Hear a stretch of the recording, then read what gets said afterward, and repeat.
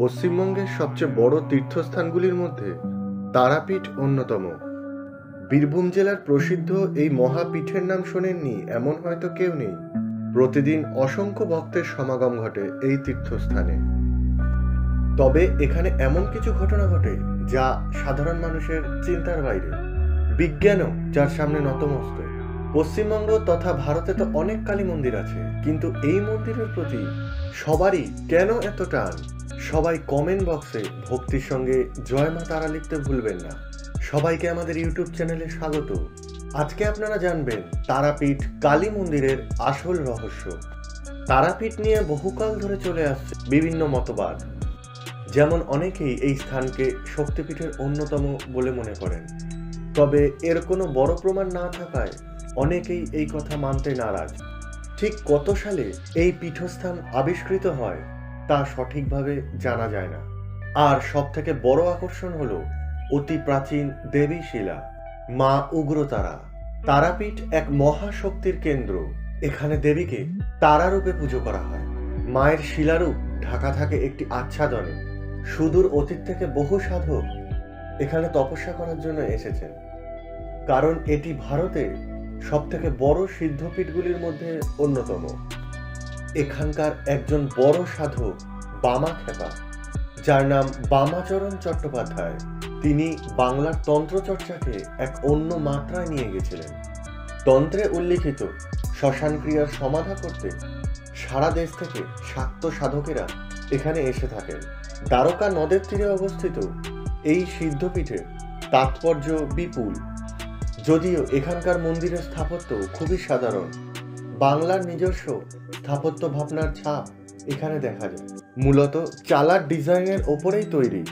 এখানকার দেবীর বিগ্রহ চতুর্ভুজ এবং মুন্ডমালিনী। এই মূর্তির মস্তকে রৌপ্য মুকুট দেখা যায়।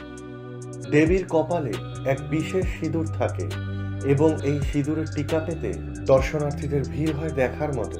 তবে এই মন্দিরে মাঝে মধ্যে এমন চমৎকারী ঘটনা ঘটে যা ভক্তদের চিন্তারও বাইরে। তার সঙ্গে মহাশ্মশানের এক রোমাঞ্চকর পরিবেশ তো রয়েছেই। ভক্তরা মনে করেন এখানে পুজো দিলে সবার মনস্কামনা পূরণ হয়। মা তারা কাউকে খালি হাতে ফেরান না। বিভিন্ন অমাবস্যায় এখানে বিশেষ বিশেষ পুজো হয়, তার মধ্যে কৌশিকী অমাবস্যা অন্যতম। প্রতি বছর লক্ষ লক্ষ ভক্ত এখানে পুজো দিতে আসেন। মহাপীঠ বলে পরিচিত এই মন্দির হিন্দুদের কাছে অত্যন্ত পবিত্র তীর্থস্থান। তারাপীঠের বর্তমান মন্দিরের ইতিহাস প্রায় 200 বছর পুরানো হলেও তারাপীঠের ইতিহাস কিন্তু 1000-1500 বছরের বেশি পুরানো। এই ইতিহাস প্রাচীন আবছায়া এক অতীতের মধ্যে মিশে আছে।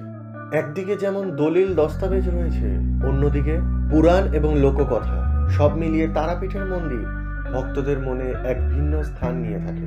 তারাপীঠের মন্দিরটি মল্লারপুরের জমিদার স্থাপন করলেও তারাপীঠের সূচনা জয়দত্ত সওদাগরের সময় থেকে। তন্ত্রে মা তারাকে বলা হয়েছে দ্বিতীয় মহাবিদ্যা। দেবীর কোটিদেশ ব্যাঘ্র চর্মে আবৃতা। মাথায় রয়েছে পঞ্চমুদ্রা সমন্বিত এক জটা, যার রূপ, রস, গন্ধ, স্পর্শ ইত্যাদি বিজয় জ্ঞানের প্রতীক। দেবীর বাস যেহেতু শ্মশানে, তাই সেখানে চিতাগ্নি রূপে অবস্থান করেন তারামা। সাথে থাকেন ডাকিনী যোগিনীরা। বহু মানুষ অমাবস্যা রাতে দূর থেকে এই জ্যোতি দেখতে পান। কথিত আছে এর কাছাকাছি গেলে দেবী নাকি রুষ্ট হন। উত্তর বাহিনীর জলস্রোত দেবীর কুলকুণ্ডলিনীর শক্তির রূপ। তাই এদিক থেকে বিচার করলে এর আধ্যাত্মিক তাৎপর্য বিপুল। বন্ধুরা, আপনারা কি কখনো তারাপীঠ মন্দিরে গিয়েছেন? সেখানে গিয়ে তারা মায়ের পুজো দিয়েছেন? যদি গিয়ে থাকেন তাহলে সেটা আমাদের কমেন্টে জানান। আর হ্যাঁ, আজকের ভিডিওটি ভালো লাগলে লাইক করবেন এবং ভক্তির সঙ্গে কমেন্ট বক্সে জয় মা তারা লিখতে ভুলবেন না। মা তারা আপনার সমস্ত মনস্কামনা পূর্ণ করুক।